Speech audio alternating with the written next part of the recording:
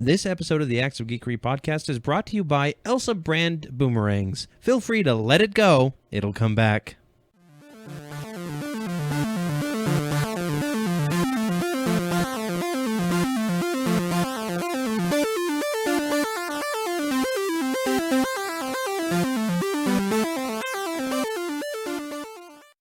Get to the chopper. It's time for the Acts of Geekery Podcast, episode 41. You have to own a chopper to listen to us. Yes. We're only for rich people. That's why we have so few followers and listeners. I don't think that's the only reason. No. I'm Corey. And I'm Scott. And we're the Brothers Geek, here to bring you all the geeky things in the world of geekdom. And then some. Yeah, and a little bit more, maybe. Yeah, and everyone gets a free helicopter. Yay! We can't really do that, Scott. Shh, don't tell him. No. We're going to get like 10 emails. Where's my helicopter? I'm just gonna get a loan. I want a Black Hawk. I'm going to get a loan from the bank and just be like, this is for the Acts of Geekery. And like, who? Acts of Geekery? You're starting a business? Yeah, sure. What are you going to be spending most of this money on? Helicopters for everyone. Everyone needs a helicopter. Everybody does need a helicopter. We're going to be like the Oprah of helicopters. You get a helicopter, and you get a helicopter. Everybody gets a helicopter. Is that your Oprah impersonation? Yeah, apparently. Okay, well. Actually, that's my Barney Stinson as Oprah impersonation. Well, let's end it on that low note and go ahead and get into the news. Nova Prime. I received a transmission from one of the Ravagers. He says Ronan's in possession of something called an Infinity Stone, and he's headed toward Xandar. Good God. It's a trick. He's a criminal. Did he say why we should believe him? He said his crew just escaped from prison, so we'd have no other reason to risk coming to Xandar to help. He says that he's an a-hole, but he's not, and I'm quoting him here, 100% a dick. Do you believe him? Well, I don't know that I believe anyone's 100% a dick, man. It's the news. The news. And we're going to start out with birthdays. No deaths. No deaths. Woo. Yeah. No one died. No one died this week. It was an entire week of zero death. We died a little bit inside because we haven't seen Age of Ultron yet. Yeah. You know what today is, Scott? It's not April 30th. It is and not that, April 30th. That is the only date that I can ever remember now. Which is unfortunate because Age of Ultron is currently leaked on the internet. Like the a full movie. Like a subtitled version or something. No, not subtitled. Like, well, I think it's like American with French subtitles. No. You've seen some of it. I watched 30 seconds of it. You son of a... You're not supposed to watch it. I won't say anything about what I watched. It's really cool though. Like seriously, the first 30 seconds you're already in. I just like clicked a random spot in the title and I was like, okay, 15 minutes in, that's probably nothing important. I'm like, this is so cool. And then I stopped it. Damn it. And then Corey literally had to drag me up the stairs to get me away from watching the full thing. Yeah. But I am going to resist for all you podcasters. For all of those of you at home, we do not recommend that you go pirate this. Yeah, do not support them. Yeah, exactly. We want to support the franchise that we love because, I mean, for example, if, say, Fantastic Four reboot got leaked, it'd be okay to pirate that. Yeah, because we don't care about Fox or Sony's project. Yeah. Although Sony is playing nice right now. So far, I'm okay with them. We'll see. Let's talk about birthdays. Yeah. So our first birthday on the list here is actually Jack Nicholson. He played the Joker. Mm-hmm. Yeah, he was Joker. That's right. Yep. From the original Batman. Yep. The only geeky thing he's been in. But I'm sure he's been in some other stuff. But anyways, he turned 78 years old on April 22nd. Wow. He is old. I know. I guess horror geeks will know him from The Shining. Yeah. He played a really good job in The Shining. The movie itself was kind of... He was like 63 when he did Batman then. Yeah. Huh. Yeah, he's aging very well. And then the next one on the list is actually Lee Majors. I don't remember who this is. So Lee Majors is actually the $6 Million Man from the TV show. Oh, yes. Yeah. Yes. kind of Awesome. geeky. Yeah, I mean, no, come on. You know. $6 million man, of course. He's got a comic. Yeah, he turned 76 on the 23rd. Jack Nicholson is older than the $6 million man. Yes. Let your heads wrap around that. Jack for a Nicholson moment. is also worth a lot more than $6 million. That's true. So, and then the other two were both on the 26th. We've got Tom Welling. Superman. Played Superman. One of the Supermans. Well, he played Clark Kent in Smallville. That's true. He never Not actually. Superman. Yeah, he never donned the called cape. himself. He donned the cape one time. Very end. We have some Tom Welling news a little bit later on, by the way. 10 seasons of Tom Welling playing Clark Kent and a moody teenager, and he donned the cape once at the very end. So, but he's 38 years old, which is very surprising. And you showed me a picture of him recently, and holy crap, he's gray. Yeah, he looks. He's one of those that had super dark hair. Much like yourself, Corey. Yeah. And the gray comes in really quick with it. It really does. It doesn't look, I mean, on guys, it looks bad, really. I have but gray already. I know. Yeah. There's a little bit. Yeah, I have it. Mostly on like the front up here. Yeah. On like my my little up spike. He plucks them all out, guys. No, He plucks every single one. Takes a magic marker and colors them in black. It's very... man, that takes a while. But you know who is looking great for being 35 years old now? Yeah. Channing Tatum. Yeah. And he's on this list not because of 22 Jump Street or anything. He's Gambit. He's going to be our next Gambit. So. Yes. And I think he's actually coming into getting his footing in the movie industry. I think he's kind of gone away from the whole, I'm going to be a buff action star, and I'm going to go for more comedy roles. I don't think he was stuff. ever buff action star for him. It was G.I. Joe, and I think he's been in a couple others. She's the Man, he was the eye Black candy. Hawk blowing up in the downhouse. I don't know what the hell else. She's the Man, he was the eye candy. That's right. Step Up, he was the eye candy. That's true. Magic Mike, he's the eye candy. And then he did 21 Jump Street, which is his comedy breakout. That's true. And 21, 22 Jump Street did really well. No, but he's 35, so happy birthday to all you fantastic, wonderful, sort of geeky people. If you're listening to this, you probably do have a helicopter. Yes, you probably do. And if you don't, why not? I want one. Tom Welling sitting at home and he goes, why don't I have a helicopter? I want to be able to fly like Superman. Get on the line and give me a helicopter. Give me a helicopter. Call the helicopter store and buy me one helicopter. I want one helicopter, please. Yep. And there's only one store that sells them. It's the helicopter store. So even the military gets all their helicopters from there. So. Yep. Black Hawks are us. Black Hawk is apparently the only helicopter brand That's I know. the only one you know. Apache.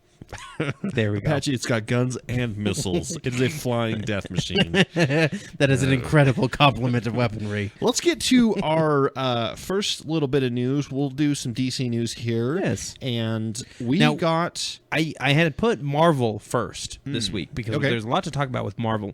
But then I remembered this first story that we're going to talk about with DC, and I was like, oh, crap, we have to start the episode with that.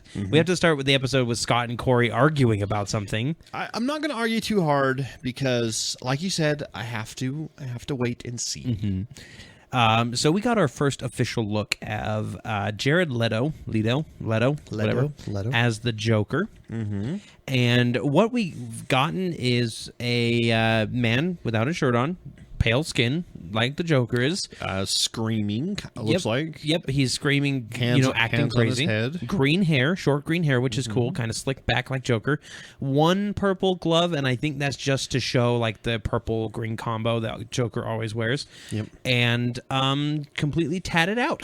Yeah, and so this is actually what bugs me the least. Yeah, is the tattoos. The tattoos. He's got the ones on the face, not so much. I don't like so much, but he's got like a J under the left eye. He's got the word damaged under his forehead, right below the hairline.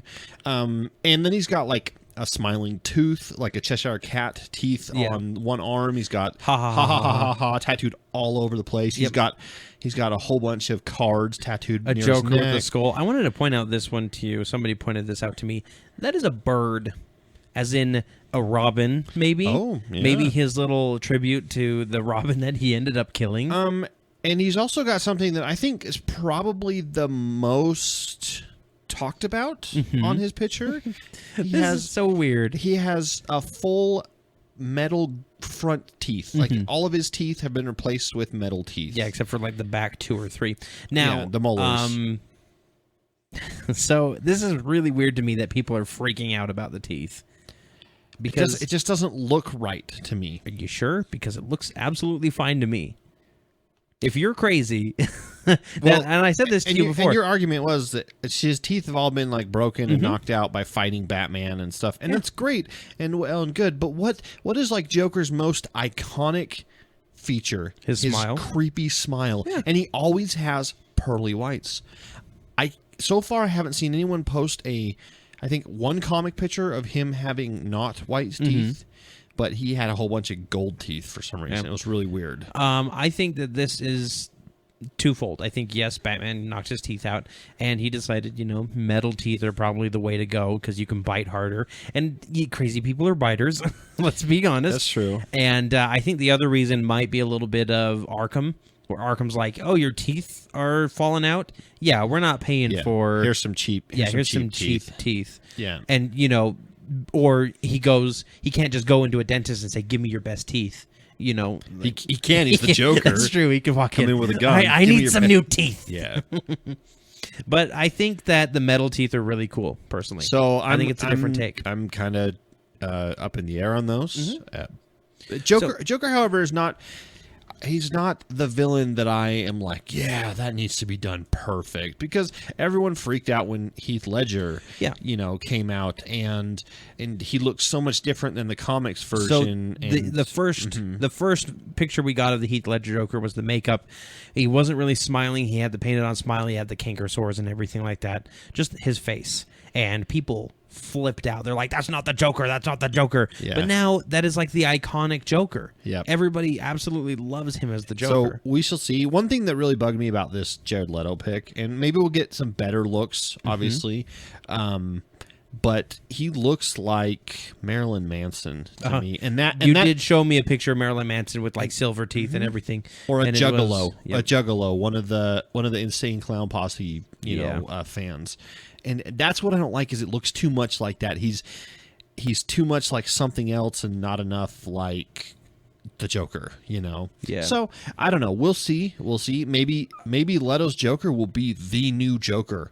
Maybe he will do this so well that everyone will basically crap their pants over it. Yeah, and that's the thing, is we don't know until we see it. There's going to be a lot of criticism for him because he is following Heath Ledger. And those are big shoes to follow. That's true. I mean, Heath Ledger got an Oscar for it. Yeah, and not just because he died. I mean, I'm sure that's part of the reason why they really gave it to him. But he was so good. He was really good. Like the rest of the movie was okay. Dark Knight was all right, but he was the movie. He was great in it. I'm sorry, I'm tearing up a little bit here. I never thought I'd hear you say that the Dark Knight was just all right. I have one. Well, the more I think about it, the more I agree that I don't think the Dark Knight trilogy, Batman Begins, Dark Knight, and Dark Knight Returns, Rises, are that great a movie. They're okay. Yeah, I think they're better. Long. They're better than like Batman and Robin, and some of the other older Batmans. But I really liked Batman. The Michael Keaton with the Jack Nicholson one. Yeah. And I kind of liked Batman Returns. I'm going to ruin my geek cred here.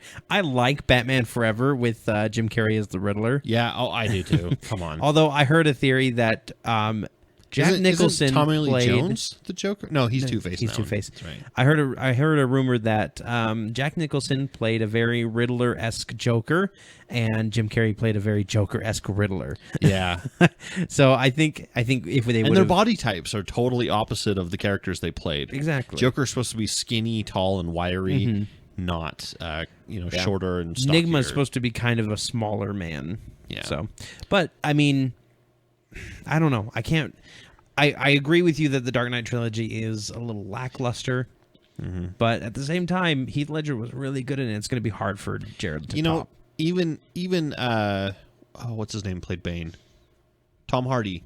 I think he did a good Bane. It was a little hard, the whole like audio problems, but as far as like being menacing and just a big tough guy, he did a good job. Yeah.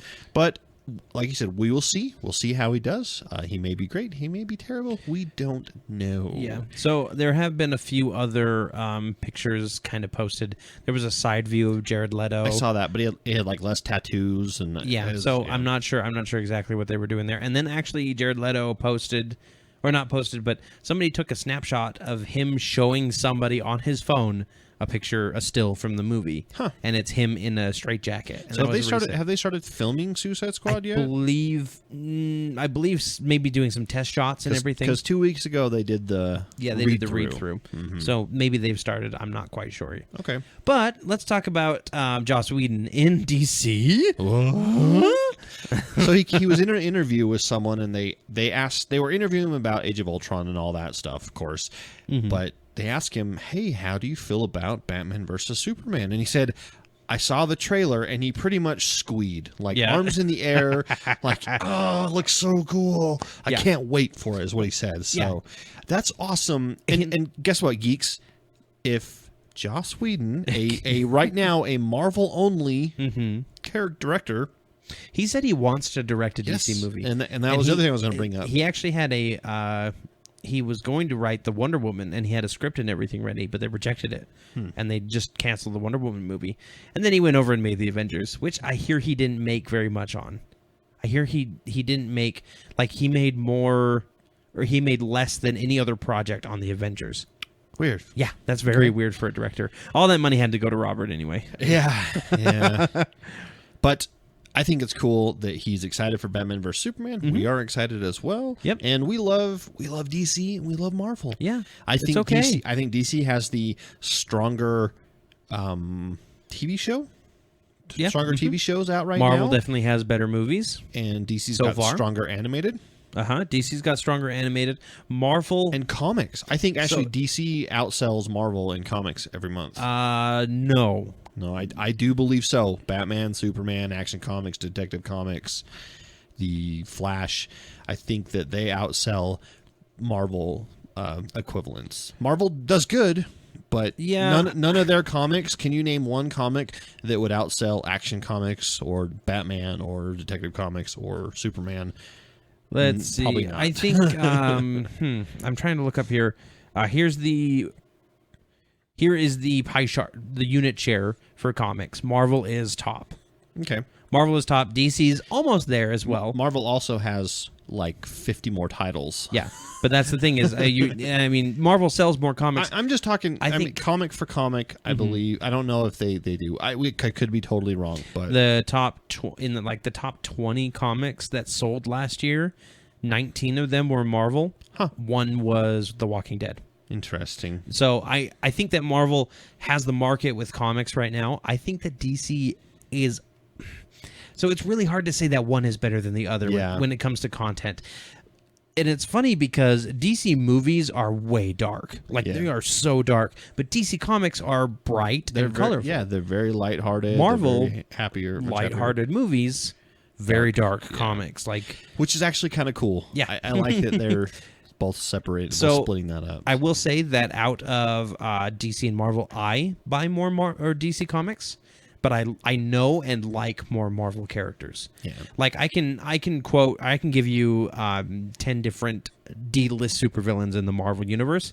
Maybe 3 in the DC, just because I don't know I don't know who they are as well. And I think I'm the opposite. Yeah, I do way more DC stuff than I do Marvel. That's true. You pretty much get the full 52 of the new 52. Yeah, it's no longer that anymore. Yep. But the new Convergence. Speaking of DC. Yes, back to that. DC and Warner Brothers have announced, I believe this was at C2E2 that happened this weekend, which is a fun convention, if not just to say than to go to.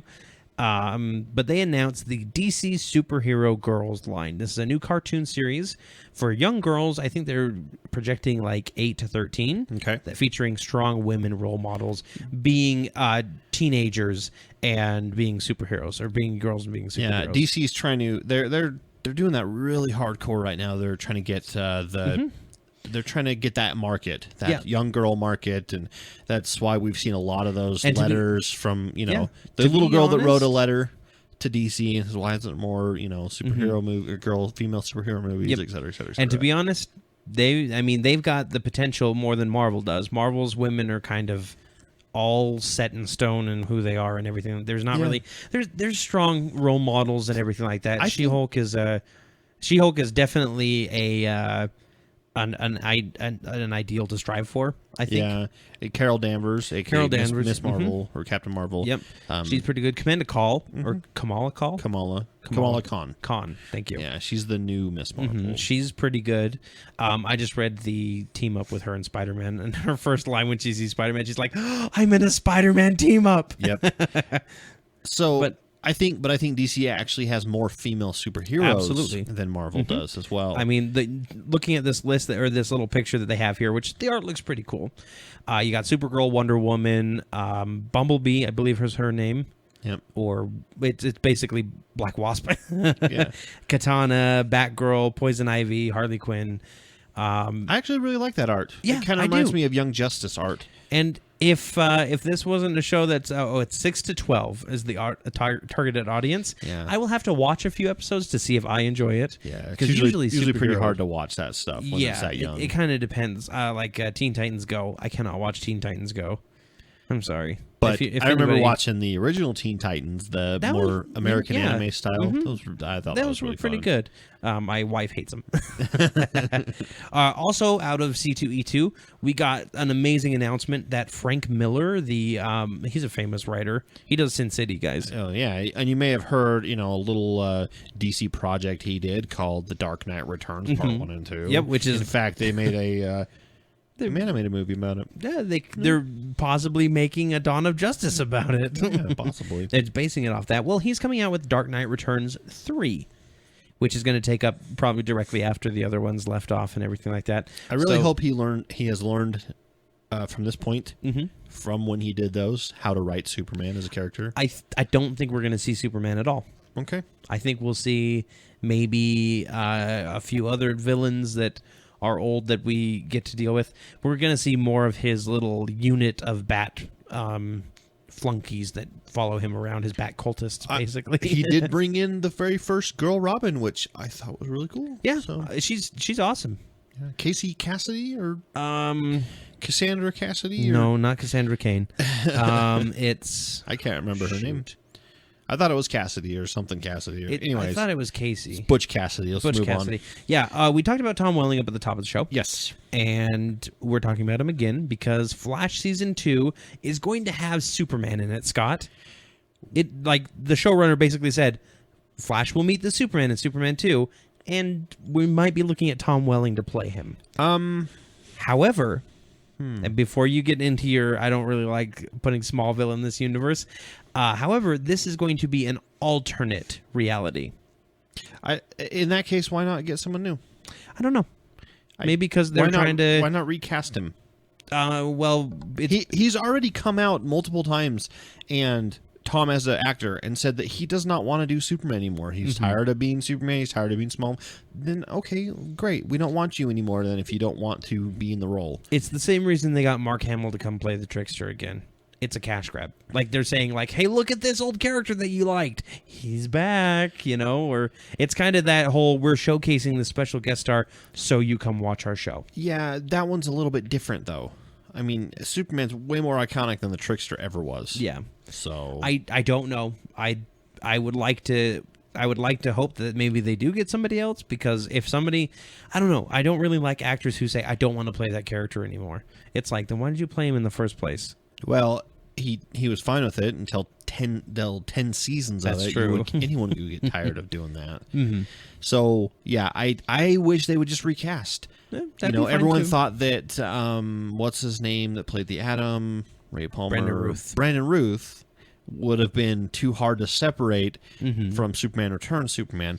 I don't ever look at him as Superman anymore. I forget that he has played Superman because he plays such a great Ray Palmer. I feel so bad for him. I know, Felicity. She's a ruiner. No, it's Oliver. Oliver, he's a ruiner. Twice. He's done this twice. And if you don't know what we're talking about, ketchup. Come on, eat some ketchup. There's only 4 episodes left in the seasons. I know, which is incredibly awesome. If Tom wants to come back and play Superman, cool. Hopefully he he decides against it and they get someone new, someone fresh. Yeah. I would like to see a new Superman. Yeah. I like to see how new actors... See, this is one thing where, like Batman, I have a hard time with new actors playing Batman because he's such a complicated and hard character to get perfect. Yeah, that you have to have that kind of Superman's experience. not. He's just supposed to be hopeful and Truth. light and truth, justice, American way. American way. Except for not the American way anymore. Truth, justice, and the And extra truth. Truth, justice, and more truth. But I like, because a lot of people can play Superman. Superman's just, he's supposed to be upbeat. He's supposed to be positive, hopeful. He's a beacon, and a lot of actors can do that. Batman's like dark and broody, and it's hard to get someone that can do that without doing it weird and making it be goofy. Yeah. Yeah, exactly. Like when you see the picture of the guy they just got to play him. Baldwin? No. Affleck. Batfleck. When you see that in the trailer, he looks like he's got chipmunk face when he's Bruce Wayne. Or he's been stung by a lot of bees on the mouth and the cheeks. Just look at it and you'll see. Don't.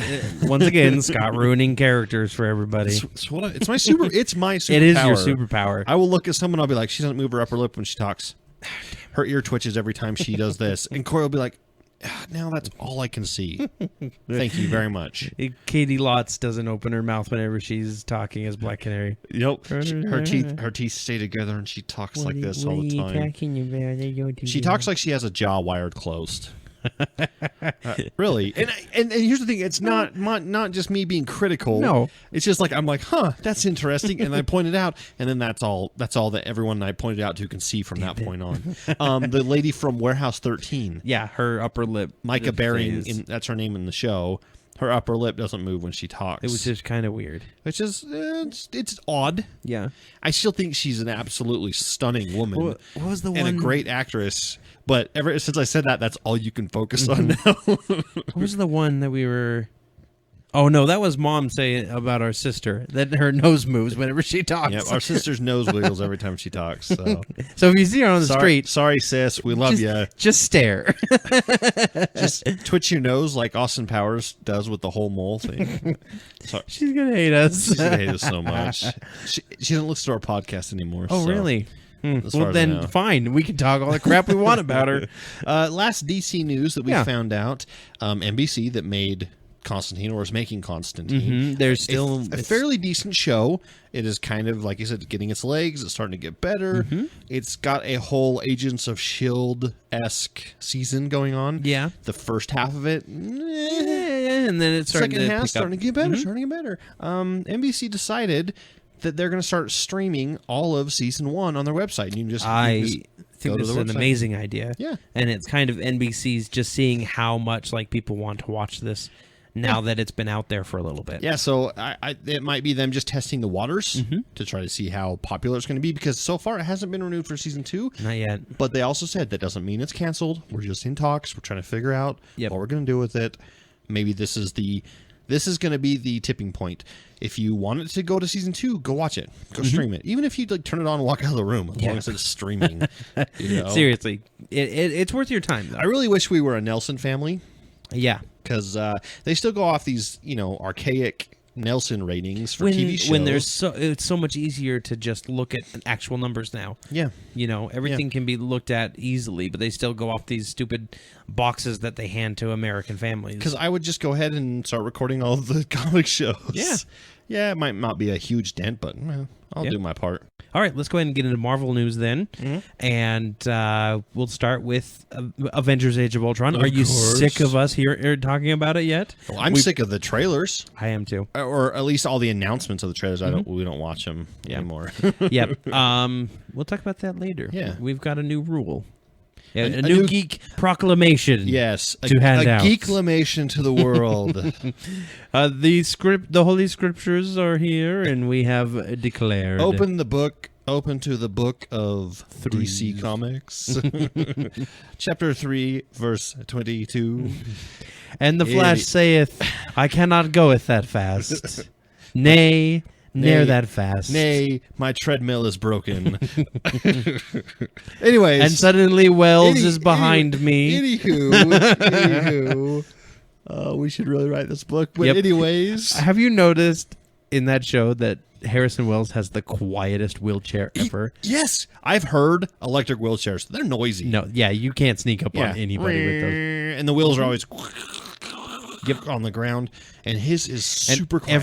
Every time that you touch the sides or move the direction, it goes tick, tick, tick, tick, tick. Yeah, it clicks. Yeah, and everybody can hear the click. There is no way that he should be able to sneak up on people, but he does. Especially the Flash that's supposed to have super senses. And that's one thing that's driving me nuts about the show. Yeah. Is how he doesn't have super senses and can't hear things coming faster than a normal human. He can't see things faster. He can't even seem to think faster than a normal person. Unless it's appropriate for the plot, because he did dodge lightning that one time. Sure. I was thinking about the Everyman episode and your problem with it for the Flash, since we're talking about Marvel news. And seeing somebody shapeshift for the first time would be terrifying. It would put you off, and you'd be like, holy crap, and then they'd be gone. But here's the other thing. Flash not only got powers to move fast, he's able to think faster than anyone else on the planet. All right, so he can process it So faster. he would be able to process that shock, almost instantaneously, and then right up as the guy's like halfway through changing, he's like, "Oh, cool, shapeshifter!" Zoop, catches him. Yeah, Done. Yep, Problem solved. Zips him right back to Star Labs, puts him in a cell. Over. Not let him walk around the corner and disappear. How fast can the Flash move? In the comics, infinitely. He has infinite speed. He's moves fast enough to break through dimensions, to go back in time. Okay, so like, is there a limit? Is there like an 88 miles per hour where he breaks that limit? No, he has the ability to tap into the Speed Force, which is where his powers come from, and he can use those powers to go back in time. Time to take out the trash. Apparently, he can use those powers to go back in time, but it's more of he's done it on accident a bunch, but he can kind of focus and control it. Okay. Other than that, he's been able to be like, yeah, okay, I'll race across the cosmos. I mean, in the old ones, I don't know how he did it, but somehow you can use the Speed Force to run in space, which is really weird. Yeah, that is kind of weird. I like the comic where he's talking with Superman, and Superman's like running after me, and he's like, "Look, you can't catch me." He's like, "I've beaten you before, Barry," and he's like, "Yeah, Clark, that was for charity," and then he's gone. Yeah, he's just gone. Anyway, let's talk about Marvel. Let's actually get into Marvel now. Avengers. Yes. Avengers Age of Ultron. Hasn't even come out yet, and we've already got information about the DVD release. Yeah, that's kind of weird. But I'm also glad that they are saying that the DVD will have an alternate ending and an extended cut. So Joss Whedon came out and said his original cut, I don't know if we talked about this last time. We talked about it a little bit ago. 3.5 hours. And they had cut it down to 2.5 so that they can get more viewing. Like, that's the problem, is you have to get that many viewings in so that you can get the most people. It's all about money. But the extended cut, you don't have to worry about any of that, because... Yeah. It's like Blade Runner coming out and having 15 different director's cuts. And they all have new stuff for different things. And I hear from people who are talking, they're like, it kind of feels like some of it got lost in the cut, just from people talking. Okay. So you're not getting the dynamic that you're supposed to between certain characters at certain points, because some of that plot may have been lost. It happens when a director's got a vision that ends up being 3.5 hours and they have to cut a bunch of stuff out. It can hurt the movie. Yeah, that's cool though, that we'll be able to see the extended cut and actually see the full movie as imagined by the director. And we'll have to see if it's better, because I know there's times where the director's cut is worse and then there's times where the director's cut is better. The director's cut has so many little things that they cut out, like a half second of a scene or a minute here and there, which really has nothing to do with the plot or has nothing to do with the story overall. Yeah. So yeah, sometimes, because I know The Hobbit, the first movie. Okay. Yeah. Hobbit number 1. Unexpected Journey. Their extended cut had, I think they said, like 15 minutes only of extended footage, and I'm like, that does not seem like you're. Well, they're already stretching a 2 at most movie book into 3 movies. So, yeah, having only 15 minutes extras does make sense. That's true. Well, Age of Ultron is out internationally. Everybody got to see it a week before we did. A guy that I work with, he's in Israel visiting family, and he just sent me an email yesterday that said, it is awesome. It's amazing. You'll love it. So I'm like, dang you. Okay, glad he didn't spoil it for you. No, I was... Because you already almost spoiled yourself. I told him when he left, he's like, I'm going to go see it. So you better not. If I get an email from you with any spoilers, you are getting a fist to the face when you get back. And he was like, hey. I'm like, no, I'm serious. This is one movie that I do not want spoiled. Exactly. When it comes to Age of Ultron, I am violent. Well, violently. I don't think there was many people who didn't go see Age of Ultron opening weekend for internationally because it did $200 million on its opening weekend. And that's just international numbers. Yes. And domestic, it'll be... Oh my gosh, this movie's going to be huge. 300 million, easy. Yeah. Yep. Yeah. And 200 million opening weekend is just like insane. I think it'll break 2 billion. I think that's almost paid for the movie, to be honest. I think it was like 250 mil was the budget. What I don't get is I haven't been able to find any good reason. Why is it out internationally earlier than here in America? I don't know. I think Thor came out earlier in Australia. Why? I don't know. Is it because they're trying to find... So like here in America, all the movie theaters, even though they're rivals and they come out with different movies, they still kind of communicate... And they find out that Age of Ultron's coming out at the end of April, and so they decide to push back their movie a little bit or push it forward a little bit so they don't have to try to compete. I wonder if that's the same way internationally. Age of Ultron decided internationally they were going to do on the 30th, and then they found out that there's all these like local movies for these different countries which will do better than Age of Ultron over there. And so they decided to shift it. I don't know. I haven't been able to find a good reason why it's out internationally. They should have just shifted it back so that we could have it first. I'm not. I'm fine. I'm cool. It's not all roses for Age of Ultron, though. That's true. Or rather, Disney in this case. So there are hundreds of German theaters who are boycotting Age of Ultron. They are not showing it. And it's because Disney has come out and said that 55% of the ticket sales for Age of Ultron are going to be kicked back to Disney. I thought That's it was like the contract. Is it 55 or 53? I thought it was 55. Okay. It was already something like 53%, and they're upping it another 2. Yeah. So it's every 55 cents out of $1 made goes back to Disney. And these German companies are saying, no, we don't like that because then we're getting reamed, basically. I read another article on this, and all those German theaters that are denying it or boycotting it, they're all small theaters, local town theaters, which they already struggle to make ends meet anyways. Yeah. And so this is why they're boycotting it. However, they would have made up all that difference in like popcorn sales and candy and This is soda. a movie... I'm definitely going all out. Large drink, popcorn, doesn't matter. Hot dog, nachos. Yeah. I'm gonna buy a whole buffet and bring it there. a lobster bisque. Yes, because if you read, I read in the same article, they said all the German theaters in the big towns, all the big conglomerate theaters, like here in Utah, we've got like the Larry H. Miller theaters, the Megaplex theaters. Cinemark and AMC and that kind of stuff, they're still showing it. Yeah, it's just that doesn't really hurt them. No, they're like, we make everything up in popcorn sales. But actually, a lot of these small theaters, they have cheaper prices for their concessions. True. Like I know we have the theater in Caseville where we used to live where we grew up. Yeah, $2 a ticket. $2 a ticket, and then like $3 for a large popcorn. Yeah. It's still like $3 for a large popcorn. So if you but they don't get movies until they're almost out on DVD. Yeah. So if you really want to wait that long, you can, or if you want to go see it for a second that showing. Theater, and I've actually talked to the owners. That theater's all they own that building. Yeah, so it's all paid for. They have no overhead other than electricity to run it. And pay the employees. And that theater is, a lot of times when we went, it was more of a, hey, it's 9:00 at night. What's at the theater down the road? Oh, this movie? I've already seen it, but let's go watch it anyways because it's $2. Yeah. It's a reward or something. So, I mean, it sucks that they're boycotting it.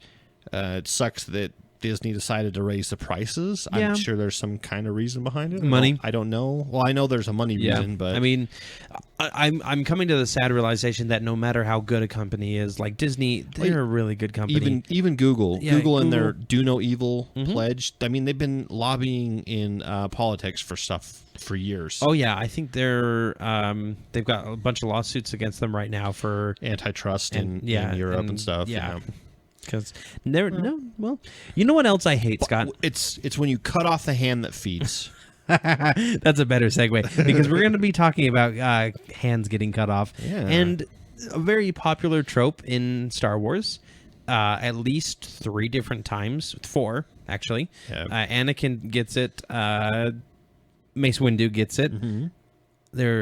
Count Dooku gets both of his hands chopped off. Yep. And, of course, Luke Skywalker in the famous scene that if you haven't seen, what the heck is wrong with you? Why are you listening to this? Go watch Empire Strikes Back. It's because we're introducing them to geekdom. Oh, well, okay. So that's okay. I guess Star Wars is so iconic, though. Anyways, the news article is every film in Marvel Phase 2... which is Iron Man 3, Thor the Dark World, Captain America Winter Soldier, Guardians of the Galaxy, Age of Ultron, and Ant-Man.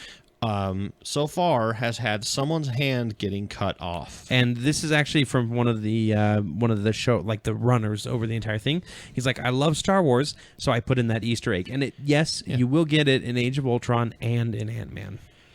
And if you're going, well, I actually had to talk with someone. No, that's not true. And I'm just like, Thor the Dark World. Thor gets his arm cut off. Obviously. In that one. That's obvious. That's a very iconic scene. Captain America, you get to see Bucky Barnes have his arm cut off. And they Iron Man more 2, you get to see Aiden. Is it Aiden? Aiden Killich or whatever. Get his arm cut off. Yeah. And then you get to see Groot's arms get cut off in Guardian of the Galaxy.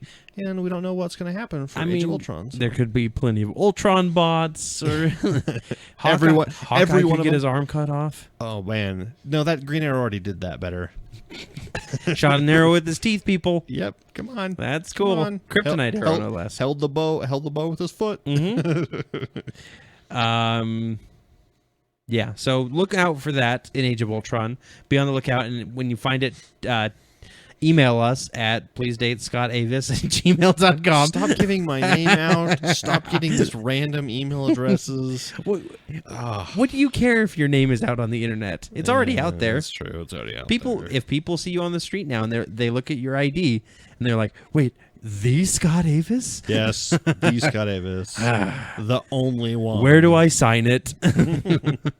Right here, the ticket is for parking in the wrong spot. Dang it. Oh, police.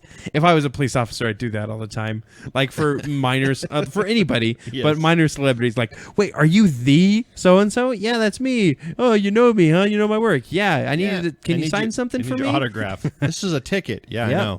You're parked illegally. Perfect.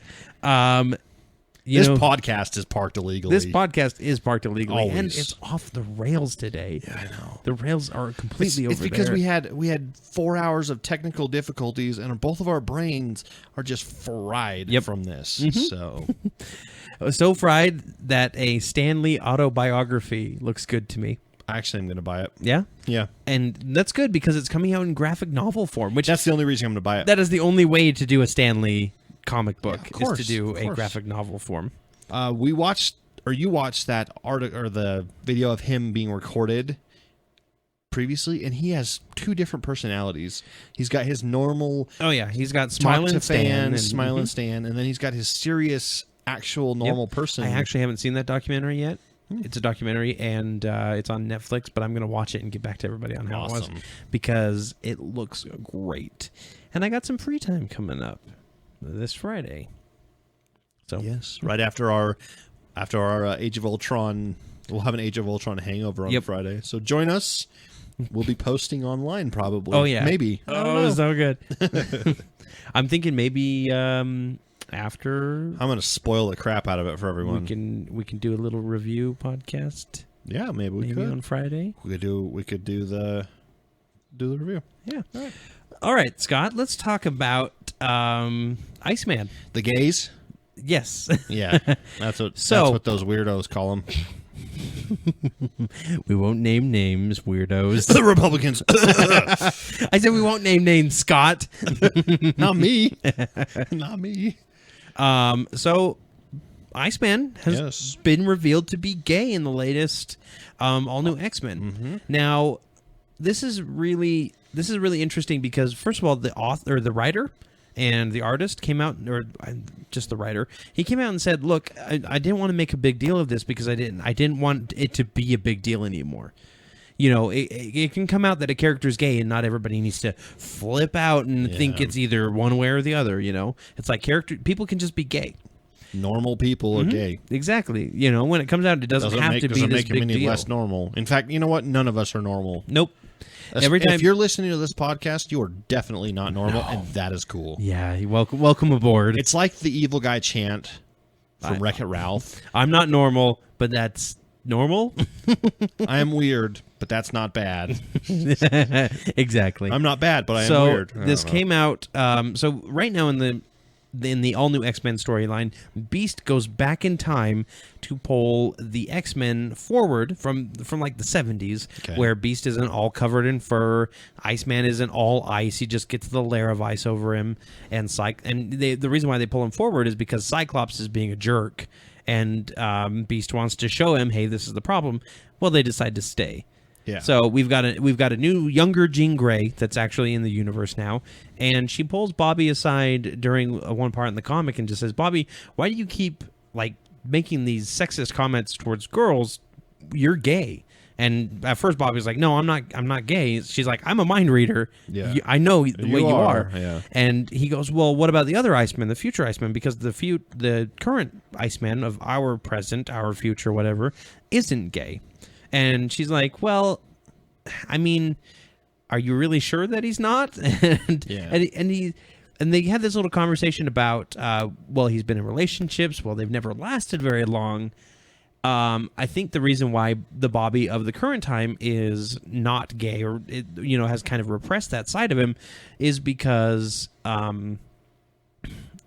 in a world where he's already a mutant and already hated for that, he can't be double hated. Yeah. Like that would he would get it from both sides. Exactly. Yeah. And there might be mutants out there who don't like gay people. Yeah. That could definitely be. I don't know why. I mean, you know exactly what it's like to be persecuted. Exactly. So Bobby kind of goes, and the story, the news article, yes, of course, Iceman is gay. The biggest thing, though, is the internet flipped out, of course, about it. And I see both sides. I see, great, cool, awesome, whatever. Yeah. And then the other half, I see, it's kind of just thrown in there. And, it felt, and I read the comic, or I read that part of the comic, and it did feel kind of just forced. Yeah. The conversation felt really forced. Like they're like in the middle of some conversation about something, and Jean Grey just like pulls them aside, and they go on this weird off tangent, kind of like our podcast is going. Yeah, exactly, all the time. Yeah, I don't know. Acts of Geekery issue 1. Yeah. And like I said, I don't really care. No, I mean, whatever. There was already that one with the one of the X-Men characters got married. North Star. Yeah, North Star got married to his partner. Yep. So I was talking earlier on one of my many Facebook pages about roleplay characters, and roleplay characters being gender bent. So basically a guy playing a girl character, and the guy was asking how people felt about their players doing that in game, and I said, doesn't matter to me so long as they're not stereotypical like bull crap that they do. Yeah. But then I started talking about a character that I had created in our Traveler game, who, if it's not known, well, we have a couple of the players that listen to this that may not know it, but he's gay. Mm-hmm. I mean, he is the most burly moon hillbilly mechanic you can find with the biggest bushiest beard, but he's gay, and it's not made. He's a moon bear. He's a moon bear, and it's not made to be. I didn't make that character choice to be amazing, like oh my gosh, we've got a gay character that's so unique and everything. No, I made it just because in the future that would probably happen in a crew of people. There probably would be at least one that's gay. Well, they cover that in Doctor Who. Yeah, they talk about how in 3,000 years humanity spread out through the galaxy, and our sexuality has changed so much that there is no longer gay, straight, bisexual, whatever. You just love people or love aliens or whatever. Exactly, whatever you find. Yeah. And I mean, the whole reason I did that with the character was not to draw attention to it. I mean, I told our game master, I said, by the way, this character's gay, and then nothing. I haven't come up to anybody in game and said that, if if it comes up, that'll be talked about, but it's not going to be like suddenly it's a big thing where it's my character's gay. Well, so. let's back away from the political hot buttons and let's talk about. Am I not supposed to touch those hot buttons? No, let's talk about something much cooler. I can't wait to hear what you're gonna say, because you won't be able to see it. No, wink. Podcast. Yeah. Oh no, Wink. Corey winks. Yes, Corey winks. Daredevil. Renewed for a second season. Yes, which was actually kind of surprising. Yeah, because Netflix wasn't planning on at least revealing this until after they had already gotten out with J.K. Jessica Jones, Luke Cage, Iron Fist, The Defenders, and then they were going to start rolling into the second seasons of these. Well, they came out and said, second season, 2016, next year. Great. Awesome. Not the same showrunners, but two people are heading it up now that were on the season and they 1. did the Stick episode, if I'm not mistaken, right? And a couple others. So the Stick episode was really good. The others they did were kind of slow, not too great, but maybe with them having more free reign. Yeah. Charlie Cox, who plays Daredevil, came out and said that he would love to see Punisher and Elektra in season 2. Punisher, this is the perfect show to reveal Punisher in. Oh, yeah. Definitely. I mean, perfect, because Daredevil is gritty, dark, there's killing. It's, PG-16 or whatever. Pretty much, yeah. So bringing Punisher in, same with Elektra. Elektra's she's not a just beat him up and leave him on the steps of the police station. She's an assassin. Yeah, she's an assassin. Bullseye, same thing. Assassin. I hear that Charlie Cox actually has it in his contract that if they ask him to, he has to be in a Marvel movie. Oh no. Actually, I'm not. No. He's probably not upset about that, and I would not, as an actor, I would not be exactly. as well. As a TV actor, you're like, oh, you might need me for movies later on? They sure, pay I'll more? sign Cool. I'll sign a contract for that. Even if it's like a slight role or something, he's in the background beating up thugs, or he saves someone. Exactly. Yeah. Speaking of Netflix and their series, there is a rumor floating around that Doctor Strange, Benedict Cumberbatch, is it going to be the same in the TV show? That's what the theory is that you're going to get your first look at him in the Iron Fist series, which is cool because Iron Fist is all about magic, pretty much, and Doctor Strange is too. And I've got a friend that's going to be texting me every single thing from every episode of Iron Fist. Favorite character in Marvel. Yeah, and he's never been done in anything other than the animated stuff. And, of course, comics, but and what they did with the animated is kind of sad. Yeah. Speaking of animated, Sony, and we're skipping down a little bit just because I like the segue. Sony is actually doing a Spider-Man animated movie as part of their development for the new project. That's going to be headed up by Chris Miller and Phil Lord. That's awesome because we really haven't had a good new Spider-Man TV series since the 1990s. It's a movie. Animated movie. Have we ever had a Spider-Man animated? Which is really weird and interesting. For those of you who don't know, Chris Miller and Phil Lord did Cloudy with a Chance of Meatballs, which is a really fun movie. Lego movie. Yeah, 21 Jump Street and 22 and 22 Jump Street. Yeah, they're pretty much Sony's go-to guys for fun movies like that. Yep. So that's going to be interesting, don't you think? I think it'll be for cool. A full movie. Sony, go talk to Warner Brothers about how to do animated movies and do everything they say. Yes. Everything, and you'll have a fantastic movie. If you don't, it'll probably be okay. Yeah, it'll be all right. It'll be all right. Yeah. You okay? You okay? No, I'm just really bored with this next story, I guess. Oh. Marvel and Telltale Games. Actually, I'm not bored with this. This is great. Telltale Games is a company who does things like the Walking Dead game. They did The Wolf Among Us, and they did very well received games. Game of Thrones. What they are is they're basically choose your answer games, and the story changes depending on the answer you choose. It's like a choose your own adventure, and they're really cool. They do them in series. Well, there's teaming up with Marvel to do a Telltale game, so we might get a Marvel choose your own. And there's action scenes in there too, where you have to fight and you have to hit certain buttons at certain times and everything. So it could be cool. And they've also done a couple that weren't choose your own, and they had the fight scenes, and they're more like Arkham style fight scenes where you fight a bunch of guys and counter. And there's like lots of slow down things where you see, Spider-Man and slow kick him or something. Yeah, and if you really want to do a superhero game right, you got to do it Arkham style these days. Yeah, they do amazing. They do amazing. I'm going to let you take this next story. I can't do it. It's just so ridiculous. Well, Marvel's getting sued. Man, not the first time.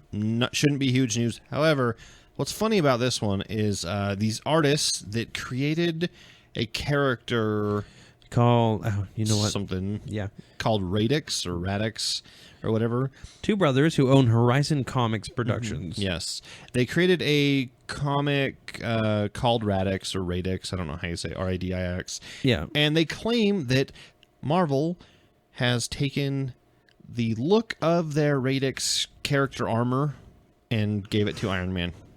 And then I'm already bored. My favorite quote from that article is how they talk about how ever since Iron Man has been started in 1963, the character's been depicted wearing simple spandex-like attire and minimal armor. That is a bunch of bull crap. Yeah. The reason why it looks like he's wearing spandex is because the artists back then were terrible. They really can't draw. No, I'm not going to say they can't draw.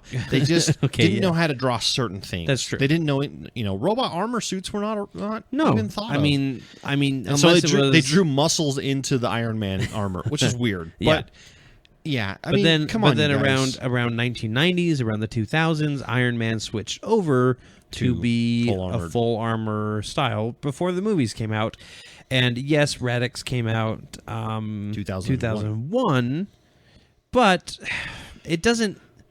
The problem is that it doesn't look enough like Iron Man. I mean, this picture that they show a picture of this Radix right next to Iron Man 3, and yes, they are in a similar pose. Yeah, they look nothing alike. The armor is completely different. The Radix one has a lot more frills to it, a lot more kind of things throughout it. The Iron Man suit is a little bit more suit-like. Yeah. Rather, the Radix one looks more like a bodysuit. The reason I brought this up is because I thought it was just funny that they thought that Iron Man has been wearing spandex for the past 50-something years. They're not going to get anything for it. They'll get $0. Apparently, this is not the first time they've sued another company for the same kind of thing. Yeah. That someone copied their armor. Guys, the armor. I'm talking to the artists, guys.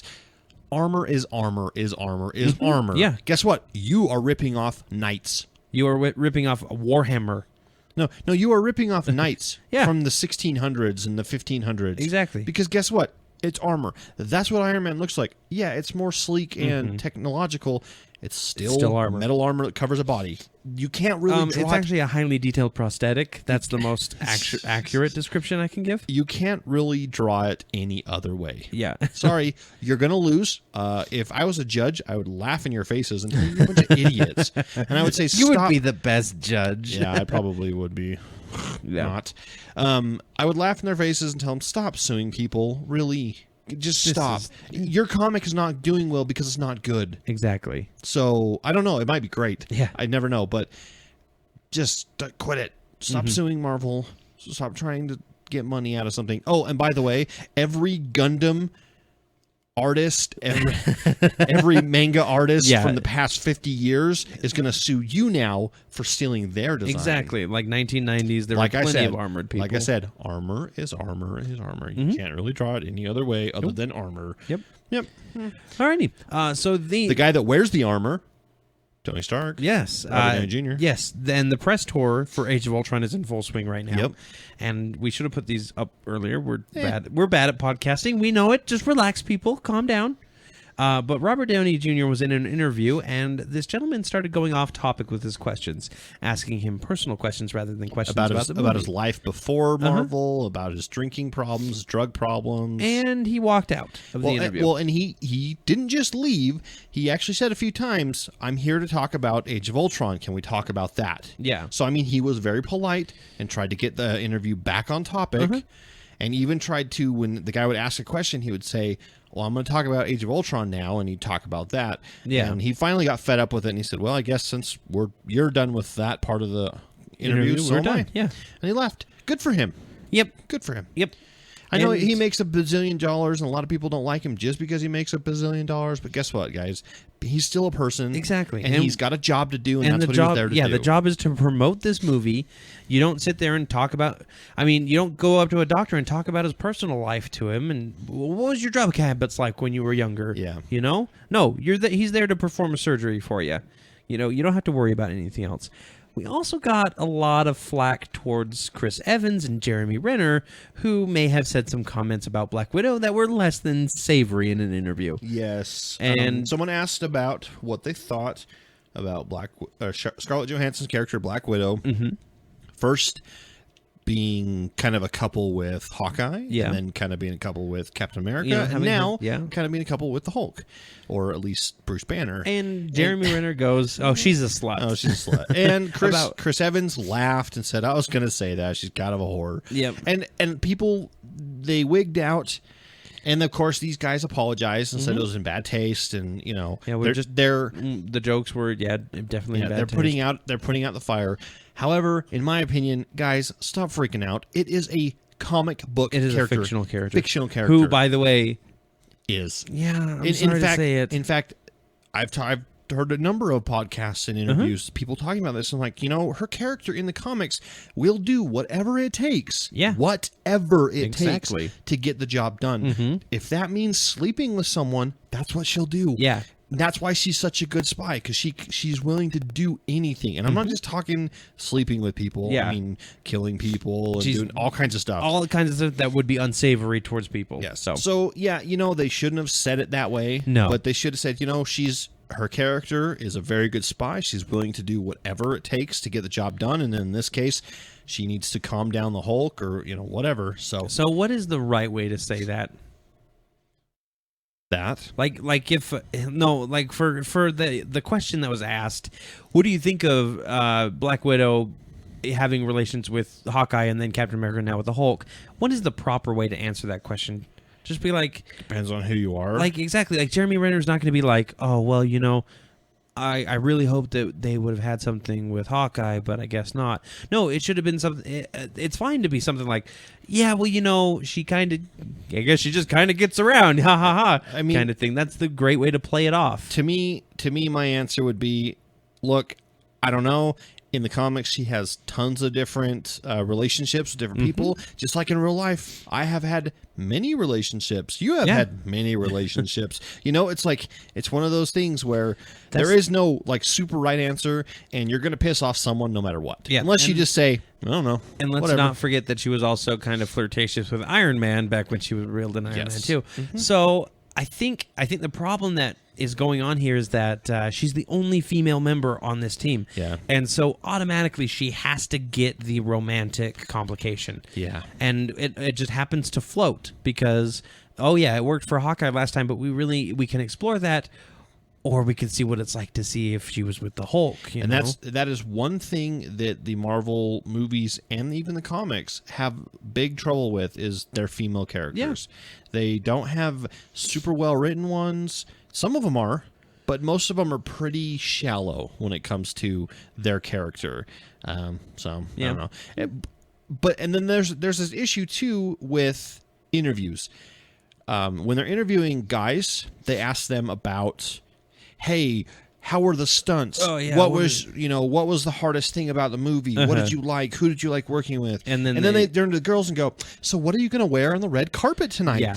And that was a huge what's your problem. diet to stay skinny? That was a huge problem with the Avengers, is they would ask Robert Downey Jr., like, what was your process getting into the mind of Tony Stark? And then they would ask, oh, and Scarlett, what's your diet for staying skinny? And she actually said, like, you get the deep existential question and I get something about my fat, kind of thing. So there was an interviewer in, was it the UK? And she basically brought up that point and said, with Mark Ruffalo and Scarlett Johansson in an interview said, last time you got all these girly questions, or what you would perceive as girly questions, and you got all the macho questions. So we're going to flip that. And she kept asking Mark Ruffalo things like, "What are you going to wear?" And he's like, "Well, a suit, this kind of suit." Yeah. And then how did you get into your character for Black Widow? Like, what did you do to prepare? How was the stunts? What was that like? Yeah. What was the hardest thing about playing that character? And Mark Ruffalo, what pose are you going to do for the red carpet, or what was your diet?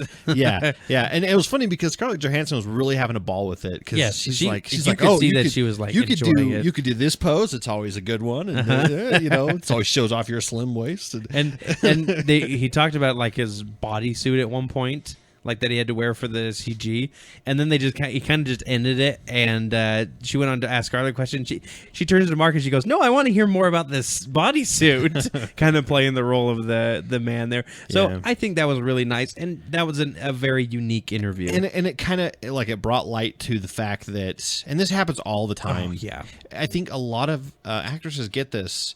They hate doing interviews because it's never about their role or their movie. It's always about what they've been eating to stay skinny, who they're dating, what they're going to wear tonight to the award show. Yeah. And if I was an actress, I'd be like, I'm not doing these kind of interviews. If they ask that, I'm out. I want to talk about my movie. I want to talk about what I did to get into the role. Yeah. So whatever.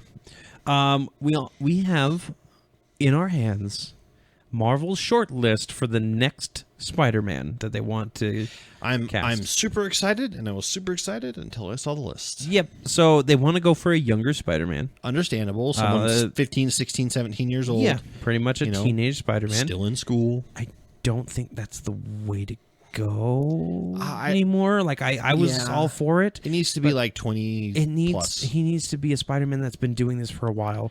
They're falling into that same tropey crap where he's just getting his legs superhero, but he should be, I don't know, I just want Superior Spider-Man style where he's old enough to have his own business kind of thing. Yeah, and he's super good at his job, and his rogues gallery has all been defeated, and now he gets to play with the big boys. He gets to play with the Avengers and go fight the big galactic threats and the big world-ending threats, not what he's going to bring for lunch tomorrow, what his mom's going to pack him for lunch, you know. So the names on this list are Nat Wolff, Asa Butterfield, Tom Holland, Timothy Chalamet, and Liam James. The only name that I recognize on there is Asa Butterfield. And only because he played a really good Ender, but that's it. I've never seen him in anything else. Yeah, so let's see. Liam James is known as the young Sean Spencer for Psych, which is a good show, and I really can't tell you what the flashbacks were like. Timothy Chalamet is a newcomer he's 20? Oh, he's Cooper's son, Tom, in Interstellar. Whoa. He does not look 20 years old. No, he does not look 20 He looks at like all. a 14-year-old. Exactly, and that's why they got him. Asa Butterfield is 18. Nat Wolff is also 20. And he was in The Fault in Our Stars. A lot of people are rooting for him to be the front runner. Like I said, I was excited that they had a list of people they were looking at, and I was expecting names that I would have known. Yeah. And then I saw these children. And I'm like, meh, whatever. Hopefully they do it good. A lot of people didn't like Andrew Garfield. I thought he played a great Spider-Man. Yeah, he was okay. He wasn't a great Peter Parker, but he played a great Spider-Man. Yeah. Spider-Man has a very, very particular skill set you have to be able to do. I've got a very particular... So Liam Neeson should play him. He's very snarky when he's fighting in the suit. He's kind of a bully. Andrew Garfield was very snarky. Mm-hmm. It's just Peter, he didn't really play a good Parker. Yeah, Peter Parker is a nerd. He's a nerd. He's supposed to be kind of bumbling, and he's not supposed to look like Andrew Garfield outside the mask, Yeah. He's supposed to be the kind of guy that everybody's like, oh, he's hot in the suit because you can see his muscles and everything. So Andrew Garfield, known for Spider-Man, obviously, Amazing Spider-Man, and Amazing Spider-Man 2. Yes. So I got to talk about the worst part of Amazing Spider-Man 2. No, the best part. The best. Okay. the most accurate part. Yeah. The worst because I'm like, Oh, there goes Emma Stone's career with this franchise. no, she's got other stuff. No, it's just with this franchise. Just with the franchise, yeah. Gwen Stacy dies in the clock tower. Spoilers. It's a great scene. Oh, it's so It good. is heart-wrenching. Yeah. It is, I mean, every time so- I see it, I'm like, no. Because what they did was they knew that all the geeks were like, oh, it's the clock tower. She's going to die. Green Goblin's got her. They held it out for so long, making the geeks go, no. Oh, okay. Oh, is it now? Oh, okay, no, it's not. Well, she's falling again. gosh. Yeah, she's falling again. Oh, no, she's saved. Oh, she's falling again. Oh, no, she's saved. Well, anyways, in that, Gwen Stacy dies. He goes down and he cries over her and he mourns, and then it cuts to a different scene. Yeah. Well, there's an alternate ending. There is an right? alternate ending. They didn't release a pitch. They released pictures, but not and a synopsis, but not an actual movie. The alternate ending is Green Goblin comes down and taunts Spider-Man. Bad idea. After knocking Gwen Stacy down the tower, Spider-Man goes ballistic and just beats the crap out of him, almost to within an inch of his life. Yeah. Yeah, and then leaves Green Goblin there to die, pretty much. Jeez. Which is way out of Spider-Man's Comfort zone. and what he normally is like. However, it shows It's Gwen Stacy. It shows a good. He's human. Yep. Any person. If someone killed someone you loved and you loved them that much, you would go crazy on them. I'm reading the Edge of the Spider-Verse comic right now, and in one of them, Spider-Girl gets attacked by the people, and this is Spider-Girl from the future, where she's Peter Parker's son. Yes, Mayday daughter, Parker. Peter Parker's daughter, and in trying to escape with her little brother, who also has spider powers, apparently, like he's just a baby, but they know that he's got the totem in him. Yeah. Both Mary Jane and Peter die, and she's like, I will give up everything my father taught me about responsibility, because when I find you, I will kill you. Yes. And that's a human response to that. But the other thing that I liked about Edge of the Spider-Verse is every time a Spider-Man meets Spider-Gwen for the first time, they're like, Gwen, you're alive. Like every single Spider-Man has watched Gwen Stacy die in one capacity or another. That's got to be rough, both for Gwen Stacy and for all the other alternate universe Spider-Mans.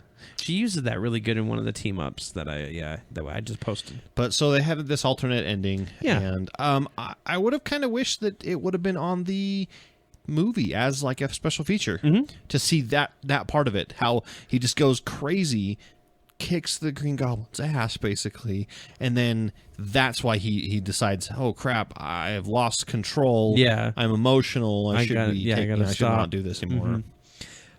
So let's talk about TV. I wanted to put this with DC, and I wanted to put it with Marvel because I don't know where exactly it belongs. Yeah.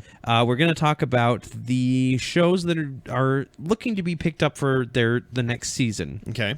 And the early buzz about them. We're talking about Supergirl from CBS. We're talking Legends of Tomorrow from that's the Arrow Flash spinoff show, and the Agents of S.H.I.E.L.D. spinoff. So the early buzz about them. I love the idea of the Legends of Tomorrow, where they can introduce characters in the Flash and the Arrow, give them an episode or two, and then kick them to another show. Here you go. You can have a couple episodes on there, and have a roaming guest star kind of thing. Yes. So the early buzz about Supergirl is it appears to be a contender for a pickup. Like that. So no one has actually picked it up yet? No, well, what they do is they're making the pilot, and once the pilot is done, they will show it, which is next week. Actually, they start showing pilots to the company, and then the company gets to decide. Someone out there leak it. Yeah, I please want to watch it. And then the company gets to decide. Yes, we want to pick this up for a season, or we want to give this a run order, because Wonder Woman, if you remember, Wonder Woman had a TV show coming that was going to be put out, and they had Adriana Pilecki was going to play Wonder Woman, and they did the pilot. She plays Mockingbird right now in Agents of S.H.I.E.L.D. Speaking of Agents of S.H.I.E.L.D. spinoff, which might actually be a Mockingbird show, I think. Agents of S.H.I.E.L.D. spinoff is eyeing a series order with a second project helmed also in the works. I'm a little less excited for this. S.H.I.E.L.D.'s been really good lately. I can't wait to see this episode before we see Age of Ultron, because apparently they tie in really well. Okay, so we'll watch it Tuesday. And then the hype about the Flash Arrow spinoff is already all but set for the next season. Yeah, and I'm actually really excited for that one, because I think the CW needs more superhero shows. Let's get rid of all the like the Vampire Teen Diaries, Vampire and stuff like that. They won't because they make a lot of money off And they said that pretty much everything else is locked in for their next season. They're not getting rid of everything. They got maybe 1 or 2 shows that they can throw in. I think Jane the Virgin you could probably get rid of. Probably, yeah. I hope iZombie gets picked up for a second season. I do too. I'm having a lot of fun with that one. It is a unique show, and I like it. The transitions, the cuts where they make all the puns, yes, are hilarious. Oh, it's great. It's getting a little bit more complicated. And then we've also got a TV series in the work that is a show that is pretty much the bar between good and bad Star Trek movies, and it's Galaxy Quest. I love that movie. It is a great movie. So awesome. Paramount is currently developing a televised remake of their 90s comedy sci-fi film Galaxy Quest. Good. Which is really cool. I'm excited for it. That I think they've got a comic out for Galaxy Quest right now that's doing rather well. Well, I think if I recall correctly, at the end of the movie, they don't just go back to their normal lives. They go out into space to do stuff. Yeah. They all decide, They're Earth like, sucks. Yeah, you let's know go what? do space Let's things. actually go be who we are. Boom. TV series. Exactly. So awesome. Fantastic. And this one's the next one's kind of TV series-ish. Yeah. Go ahead and open the article there. Valiant Comics, which makes a ton of They different do a lot of comics. good comics from what I understand. They're actually jumping into the movies and TV realm. Mm-hmm. So what's cool about this is you can get characters that are original and cheaper, by the way. Yes. But still pretty good. Yeah, so they're going to go ahead and bring in... they've got characters, which I don't actually know these characters, but Bloodshot, Shadow Man, Archer and Armstrong is one. And I know Archer and Armstrong. And Harbinger. Yeah, Harbinger is a really good comic from what I understand. Yeah, so they're bringing TV series in, a couple movies, which is cool. More superhero movies, more superhero TV show. I'm all for, man. Yep, I'm all for it. I would be too. I mean, they kind of go into it a little later in the article about what each character is, and you can just look that up. Just look up Valiant Comics coming to TV. Yep, and you'll find the article. And some of it looks pretty cool. Some of it's kind of like Punisher-esque. Like Bloodshot, I think he's Punisher-esque. He's really violent. I think Valiant is kind of a more violent version of the comic book world. They're more adult. Is what you should say. Not just violent. They're just adult. More adult. They're more real life. Gritty, realistic. So how many is our limit, Scott, for superhero TV shows? I have no limit. Okay, alrighty. I'm going to tell you that right now. I have no limit. There's no way we can keep up with all of them, though. Yeah, no, there's a perfect way we can keep up. It's called recording them and watching them later. Okay, alrighty. Michael Bay might have just tweeted the first shot from Teenage Mutant Ninja Turtles 2. Yeah, it's like a garbage truck. It's a garbage truck that looks like the Turtle-mobile, basically, which looks really cool. I think I actually enjoy how cool it looks. And Stephen Amell actually retweeted it, and he's going to be in the movie. He retweeted it, and he said, "Looks like a turtle van to me." Hey, so isn't that what Casey Jones? He drove a garbage truck at one point. I think he did. Yeah, and he killed a shredder. He killed Shredder in it. Yep. So I don't know. I'm not looking. On the one hand, it looks great. On the other hand, it's Michael Bay and it's Teenage Ninja Turtles, and I couldn't care less. You know what else is coming out soon? 2017 is going to be Transformers 5. Don't care. And didn't even see the fourth one. Yeah. I don't care either, but apparently everybody else in the world did because it was the highest grossing movie last year. $1.4 billion. What is wrong with you people? I don't know. If you like this movie, please email us and tell us why you like it. Why? Yeah. Don't just tell me, it's dumb fun. There's lots of those movies out there. There's lots better movies out there. Yeah. Dread. Yep. Go watch Dread. And they're more completed than this movie is. But apparently the company confirms that they're going to be doing a Transformers cinematic universe. No. It is the one time that I'm really like, why are you even thinking about this? No, please, no, don't do this. Yeah. Get Michael Bay away from it. Yeah, you know what? Reboot it. I think he said he was done. That was the last movie. Good. So maybe we'll see a better Transformers. Reboot it. Seriously. Reboot it. Start over. Yeah. Let's get different looking Transformers, not super shiny robots with a jillion parts in them. I understand that's how robots would really be, but let's make them look a little more towards the originals. Yeah, I mean, make them look a little sleeker, and you might have a better franchise. Yeah, just and Get good actors, good actresses, get a good story, an actual good story, and make it about the Transformers. Exactly. Not about people. I don't give a crap about people. I've got a billion movies to watch that are about other people. I want to see robots.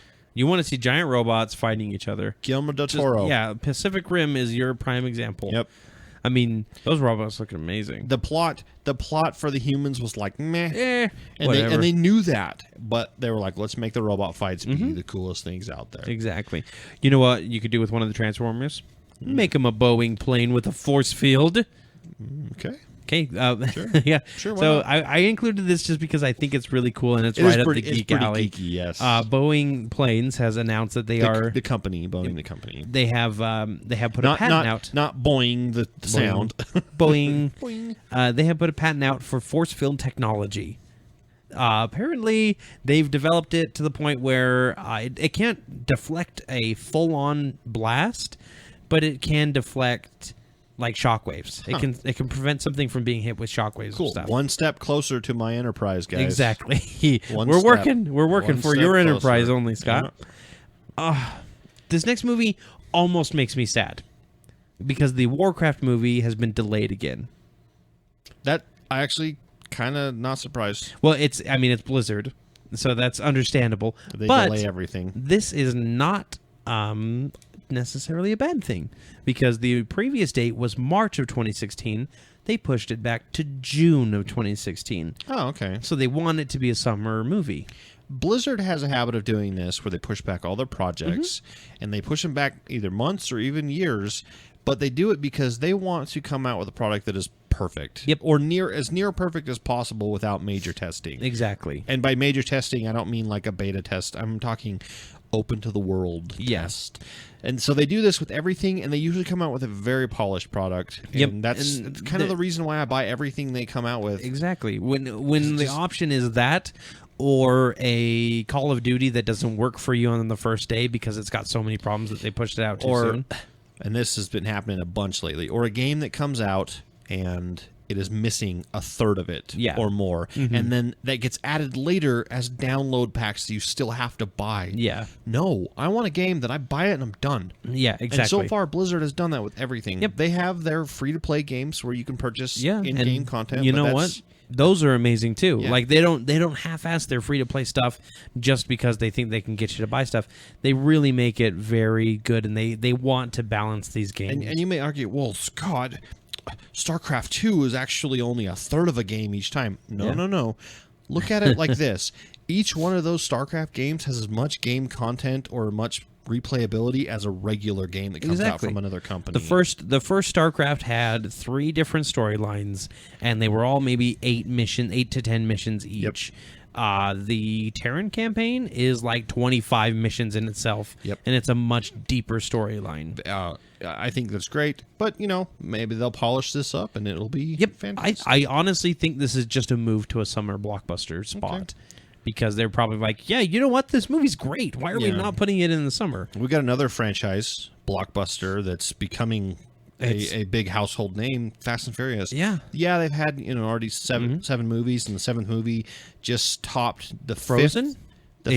Just beat Frozen. Yeah, they just beat the movie Frozen in the highest or 5th highest grossing worldwide. Yep.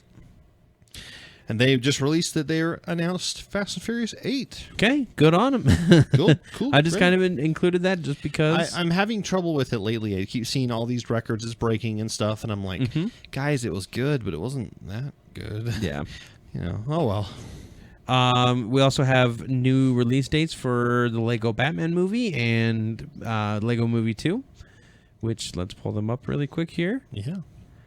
So, they came out and said they were going to do Lego Movie 2, but they didn't give any dates or anything. Yeah. So, Lego Batman is February 10th, 2017, instead of May 26th. And then in 2018, the Lego Movie 2 will jump ahead 1 week to be released May 18th. Okay, cool. So, great. Good on them. Yeah. I'm curious to see if they get, what's his name, to play Batman again.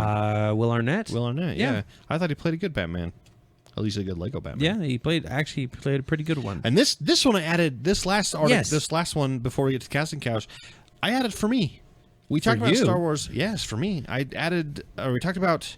Oh my gosh, let me start here. We talked about Star Wars Battlefront last week. Yep. And we saw the trailer for it, and we thought it was really cool. And the first thing out of my mouth was, I hope it has a single player. Yeah, me too. The company came out and said that you can now play Star Wars Battlefront, or at least when it gets released, with AI bots for solo play. So you don't have to play online. I don't necessarily like playing with multiplayer unless it's very close friends. The first two Battlefront did have AI as well, and that was always the funnest part. Like, I was incredibly disappointed when Halo came out and it didn't have bots. It was all online. Because I don't want to play with a group of people that I don't know, and I don't want to play in a group that is very vitriolic.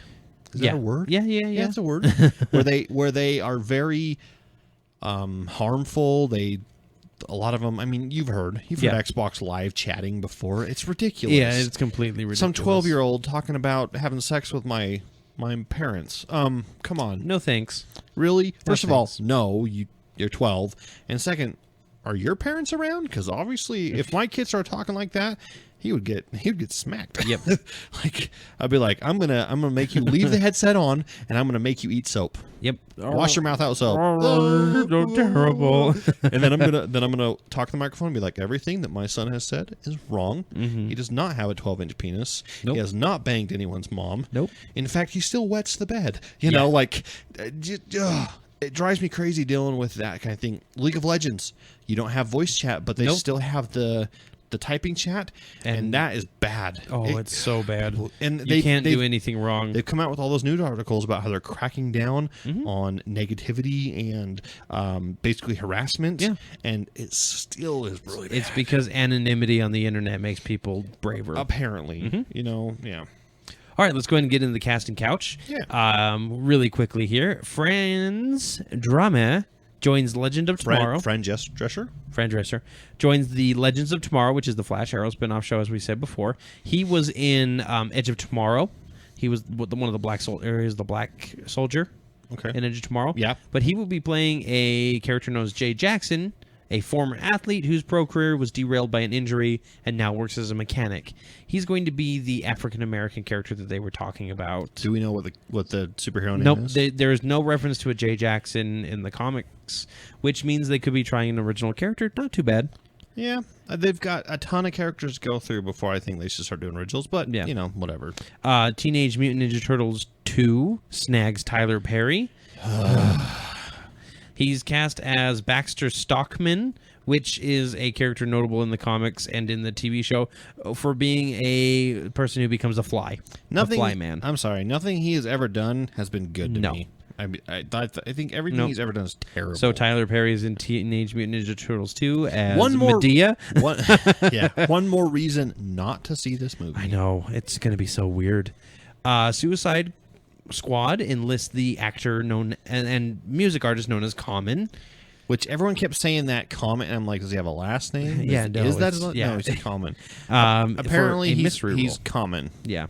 He was in Selma and a couple other things. I mean, if you look at his face, you'll know exactly who he is. But. And then we have a few more Beauty and the Beast casting news, which is always exciting because they're getting such good people.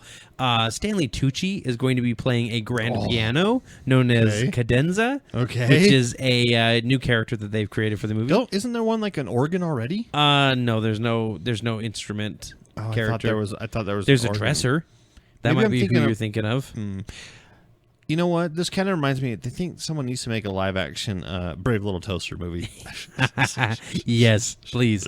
Yep. And then we also got our Lumiere. My favorite character. Yep, in your Beauty favorite. And the Beast. Mine's actually Cogsworth, so that works out pretty well for us. But Ewan Boom. McGregor is going to be playing Lumiere. Sweet, and he's a good actor, so we know we can do a good job. You know what? He's really good. And if they do include music in it, he's actually got a very good singing voice. Yeah, they'll probably do music. Yeah, he did. I mean, he was the main character in Moulin Rouge, and oh my gosh, he can belt some tunes, man. He's good at it. Well, that's it for news. Let's go ahead and quickly get into the trailers and videos. Peter Quill, this is Denarian Sal of the Nova Corps. For the record, I advised against trusting you here. They got my dick message! Prove me wrong. It's time to tell you what we've been watching on the internet this week. It's trailers and videos. Lots of porn. Whoa. No. Just the geeky stuff. Oh. Lots of geeky porn. Lots of geeky porn. Oh. Well, other than that, Scott, what have you been watching? None of the Age of Ultron TV spots. Nope. We got to talk. We mentioned this before. We have a new rule we're going to start. Yes. I thought we were going to talk about here. with the next trailer that we're going to talk about. Okay. We'll do on the next trailer. Because I want to talk, I have other stuff I want to say about this one. Sure.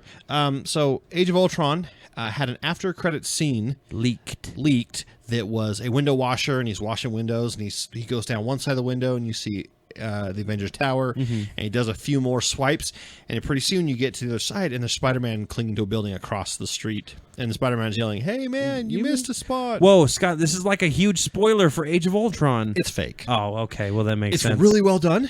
Yes. And it looks just like what their leak would do. Uh-huh. And but everyone was freaking out over it. It came out as fake, and the artists or the people that made it came out and were like, "Yeah, we just wanted to have some fun, you know." Uh-huh. And but we'll post it up there, of course. Yeah. So let's talk about the Tomorrowland 3 trailer. Incredible. Oh my gosh. It looks so good. Every trailer, the very first trailer, I saw Tomorrowland, and you see a little glimpse of actual Tomorrowland. You see the Rocketeer, basically. Yep. A guy with a rocket pack flies by, and you're like, okay, all right, I can kind of get into this. You know, it's got George Clooney, and he's surrounded by a bunch of computer monitors, so it's probably kind of nerdy, which is cool. Second one, you see a lot of... a little bit more future technology. You see two big robots fighting, which is always cool. Which is awesome. You see a futuristic spaceship take off. A futuristic, but yet still like 1950s style. Oh yeah, everything looks 1950s, which is really cool. Which is cool. And then we see the third trailer here, and oh my gosh, it is amazing. You see the little girl, the main character, meeting George Clooney at the house. First of all, you see her trying to walk around Tomorrowland, and she keeps like running into walls in the real world, or going into a lake, wading into a lake, and she's all of a sudden slowing down in Tomorrowland. She's like, "What the heck?" She takes her hand off the pin and realizes she's up to her waist in water. Really cool. You get to see. She goes to George Clooney's house, and he lets her in, and pretty soon the Tomorrowland police come and try to... or something. For something, we don't know. Yeah. But we find out that they're robots. You see all this sweet stuff that George Clooney has all built. His different countermeasures and everything. Now, and then we watched the end of it, and I went, okay, that's it. We're done. No more. Well, first of all, we went, holy crap, yeah. I can't wait for this movie. It looks fantastic. But we kind of made up a new rule. Yep. 3 trailers. Yes. Just like our rule with comic books and movies and TV shows. The rule of 3. You watch 3 and you're done. Yep. If there's a dozen more Age of Ultron spots, unless they have something that's like super, like, oh my gosh, I need to see that. Yeah. Even then, probably don't see it. Yeah. You don't need to oversaturate yourself and get spoiled on these movies. Because honestly, part of the fun is to sit there and watch, like, they did an Age of Ultron spot where the Vision got revealed for the first time, and I went, that's tempting, but I don't want to see it. I want to enjoy the first moment in the movie that I see him. Now, I say the rule of 3, and I look back 10 years ago, and I go, remember when there was one trailer? Yeah. And it was the same trailer that was played on every TV channel, and it was only played like 2 months before the movie actually came out. Not a year, not 2 years. There's so much, like... So different now, and I almost don't like it. I almost don't like the fact that we have 18 different trailers and they're all pieced together differently. Yeah. TV spots. I don't like the fact that they advertise something. I mean, Star Wars, a year before it comes out. Now all I can do is go, dang it, it's not here yet. Teaser. You know, and it doesn't make me want to see it any more or any less. Yeah. It just goes, now I got to wait a whole year for this. Age of Ultron. We used to not ever know about movies coming out at all until we saw the trailer on TV. That's because we used to not be ingrained in the society like we are today. Like, even with social media and everything, it's kind of the new age for... So I wholeheartily agree with this rule of 3. Try something 3 times. The rule also includes no bootleg copies of anything, Scott, that are released early. Flash Pilot. That was worth it, wasn't it? That was worth it. But I agree. Age of Ultron coming out would not be worth it. Any of these other movies actually on here, I probably would. Maybe the the fourth one. Yeah, okay. But let's talk about Total War for a moment here. War is bad, and Total War is even worse. Total Totally War bad. corrupts absolutely. Isn't that the saying or something? It corrupts totally. Yeah. Total So, power corrupts totally. Total War is a very cool turn-based strategy game. The Rome Total War is the one that I played, and they have really cool intuitive combat and everything like that, because it doesn't just, you don't just clash two things against each other and then one person takes a little bit of damage. Usually in Total War, when you go into a battle, you go into a battle screen and you get to command legions of troops that circle around and flank people and everything. Well, they decided that they're going to come out with a Warhammer Total War. Yes. And I'm excited for it because I like Warhammer. I like the idea of it. I haven't gotten into the game because it is an expensive hobby to have. It's like a simple army, which will not do any good against anyone that's been doing it for a while. It's like $200 exactly. minimum. Yeah, and then you got to paint them and put them all together. And so we saw this trailer, and it looks really good. Yep. The CG is a little lackluster. It's kind of Diablo 2 level. And Diablo 2 is kind of bad. So, and the other thing that the first thing that came out of my mouth was like, oh, it looks like Warcraft. And I know that Warhammer was out first. Yep. I get it. However, it looks the orcs look exactly like Warcraft orcs. Yeah, they're just riding pigs instead of wolves. It's like they took Warcraft orcs and just put them right in their trailer. And that's the problem is Warhammer contracted Blizzard to do a Warhammer game, and then the deal fell apart, but they still had all this stuff, so they just made Warcraft orcs and humans out of it. And everybody now knows green orcs from Warcraft. Like there's no other. They became bigger than what they spawned from, and Warhammer didn't pursue it at the time. Like when they first came out, they weren't like, "Oh, look, those Space Marines look like our Space Marines." Yeah, that's not gonna fly. They were just like, whatever. They're a small company, and now they're such a powerhouse that they've got such precedence of you guys haven't complained about this so far, you know? Yeah. So I don't know. The trailer was cool. We didn't see any gameplay. No. So I don't know how the game actually looks. The trailer's fun. I liked Rome Total War. I thought it was fun. It looked really cool. It was really cool. So yeah. So the next one you showed me is a trailer of a movie called Last Knights, and it stars Clive Owen. Yes, he is the Last Knight. Maybe the last knight of the Round Table. No, he's kind of the last knight of this noble, I think, is what it is. Yeah, and he has to protect his master, and people who is Morgan Freeman. He was Morgan Freeman, and you know what? It looks like it belongs in the fall movie slot. Yeah, it kind of reminded me of Dracula Untold. The Last Samurai, The Last Witch Hunter, 13 Samurais, 47 Ronin. Any of these kind of you're evil and you're sending an army after us and we're few, but we're going to fight you anyway. Kind of 300-esque. Yep. And so, like I said, we've seen it a billion times. Time will tell if it's good. Yeah. Chances are it probably won't be.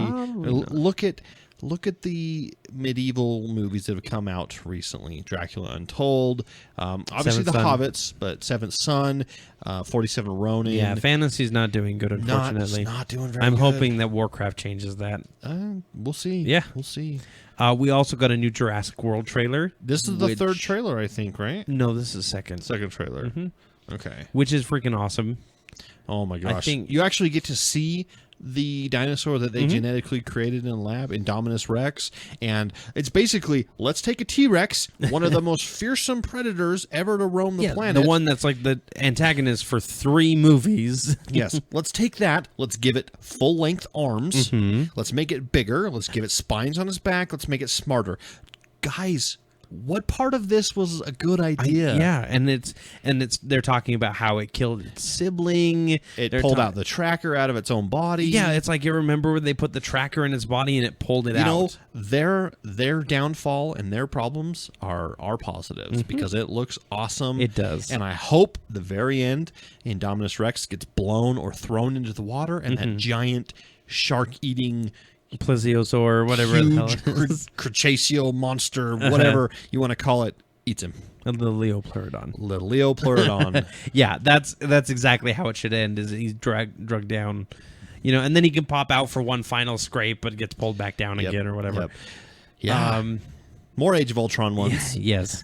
What? No, we've seen our 3. So everyone takes pretty much every movie nowadays and turns them into Lego stop motion. Most of them are... And we've seen an Age of Ultron Lego stop motion. Most of them pretty lackluster. Yeah. I mean, I'm going to admit it.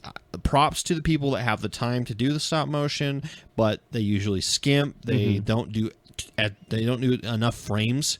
Yeah. So, the arm, instead of having 20 different positions to raise up, only has 3. Yeah. And it is really choppy. This one, however...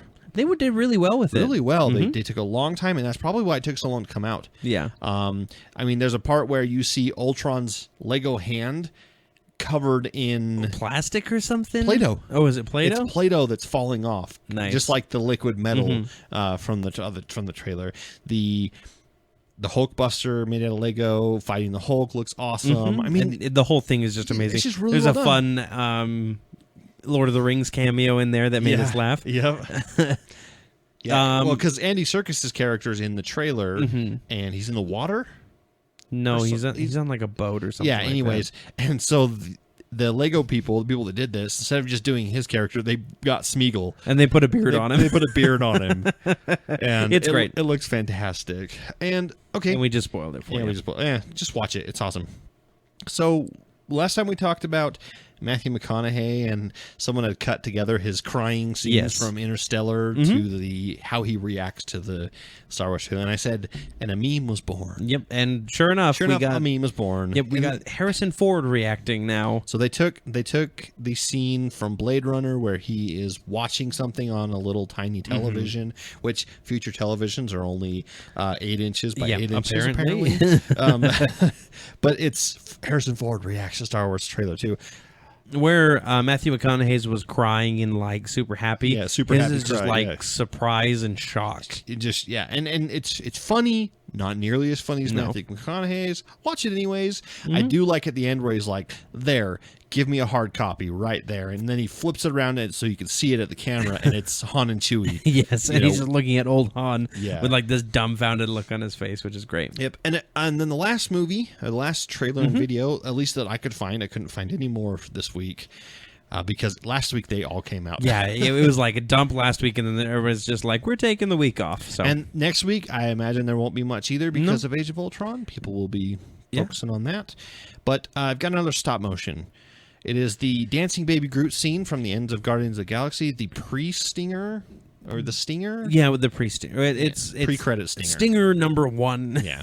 And where it's him dancing to Jackson 5's I Want You Back, and then he freezes. When Drax looks over. at him. And they're done with the action figures, and it looks really good. It's actually...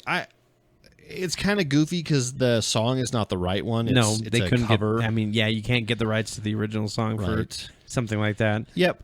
But the stop motion is actually really well done. Very fantastic. And so I put it on our list because, I'm very impressed with people that are willing to do the stop motion stuff. I think that's a lot of work. That's days and days and days of work. Like Box Trolls. Yeah. Box Trolls is... The movie's kind of weird and I didn't think it was right the there. greatest. Somebody just spent like 24 hours animating that for me. Yeah. And did you stay till the end? Yes. And you I watched that's exactly what I was just quoting. The two guys were talking back and forth. And one of them starts like dancing and everything. He's like, that must have taken them forever. Yeah, and you can see everything sped up. Yeah, in the background where they're changing shirts and everything. It looks really cool. Yeah, that's great. So yeah, stop motion, very difficult to do. So if you can do it, good on you. And if you can make it look smooth, and it's great. And I do actually like the choppiness of stop motion, but only a little bit. Like Robot Chicken? That one, but I was just gonna say, just like Box Trolls. Oh yeah, it's hard to tell, but it's there, just barely. You can just barely see it. You can see the choppiness, and I like that.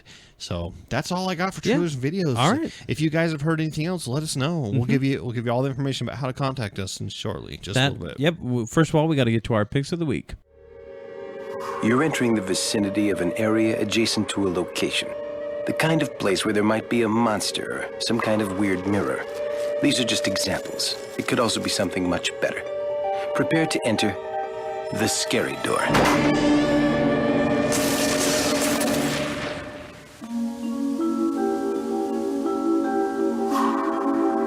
As per your request, please find enclosed the last man on Earth. Finally, solitude. I can read books for all eternity. It's not fair. It's not fair. Wait, my eyes aren't that bad. I can still read the large print books. Ah! It's not... Well, lucky I know how to read Braille. Oh! Hey, look at that weird mirror. All right, it's time to tell you what we've been geeking out about this week.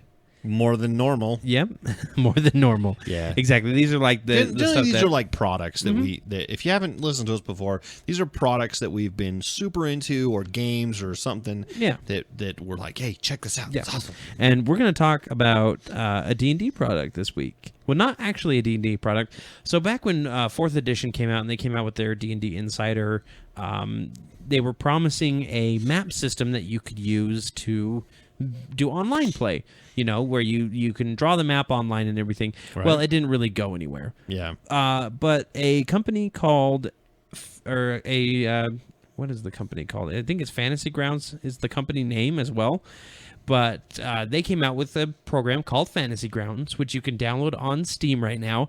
And it comes complete with a map function where you can import maps from any website or anything and use them in your game. You can put tokens on there.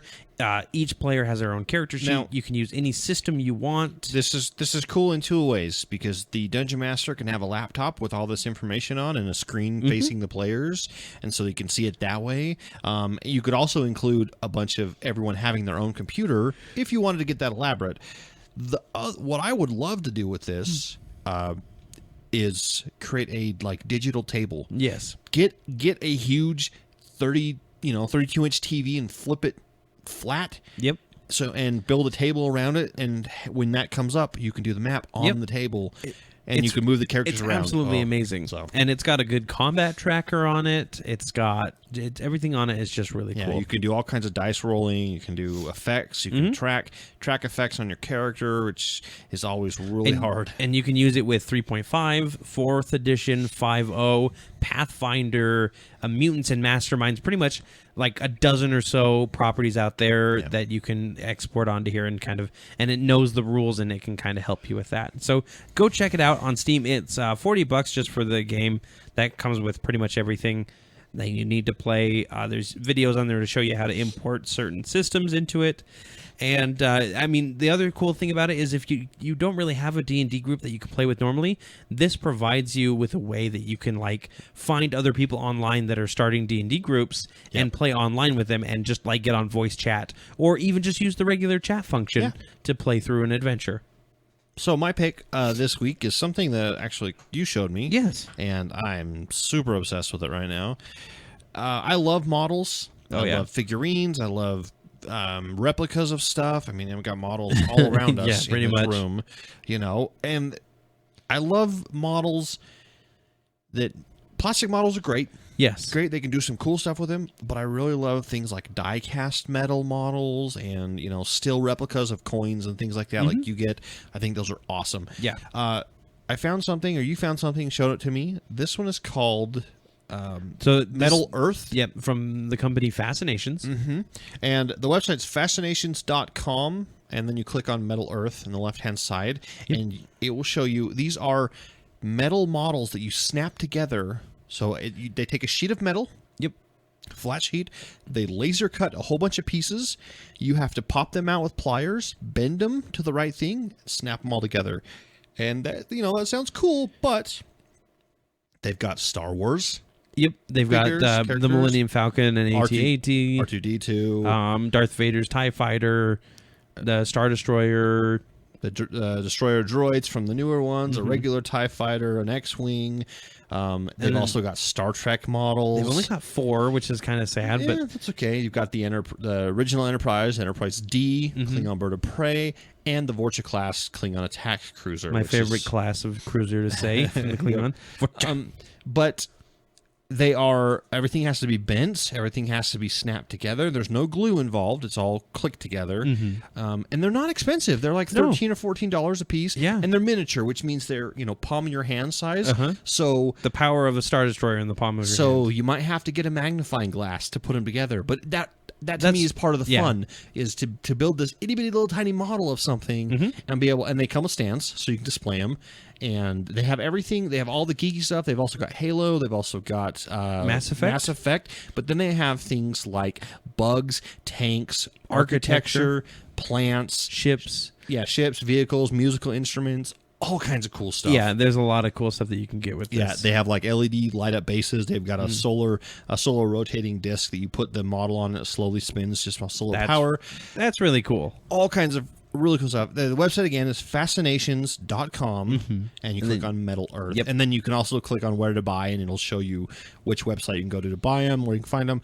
You can find them like on ThinkGeek and Amazon, but they're a little bit more pricey than if you were to get them directly from these guys. And so that's what I've been geeking out about. I'll probably get a bunch of those.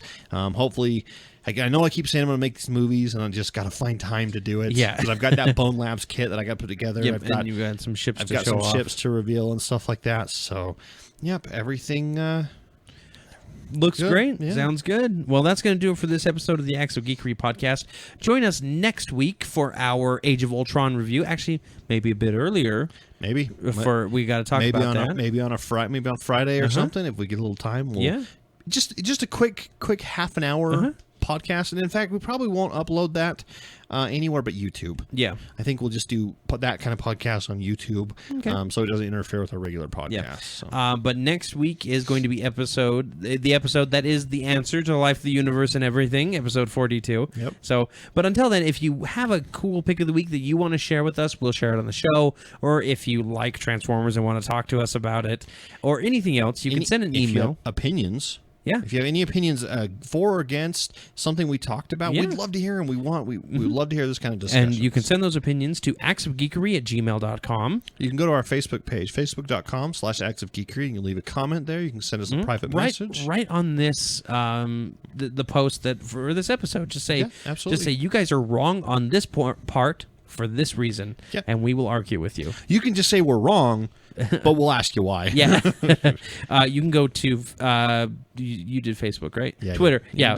Twitter.com @actsofgeekery, or use the hashtag actsofgeekery and we'll find you there. You can find all of our podcasts and other videos we do up on YouTube, and just go to youtube.com and search for Acts of Geekery. Find our page and subscribe. Like and subscribe to all of our videos. That'd be great. Yeah. And you can also go to iTunes, subscribe there to get you direct download, and leave us a 5-star review while you're there. Every 5-star review helps new people find the show because they start putting us more prominently.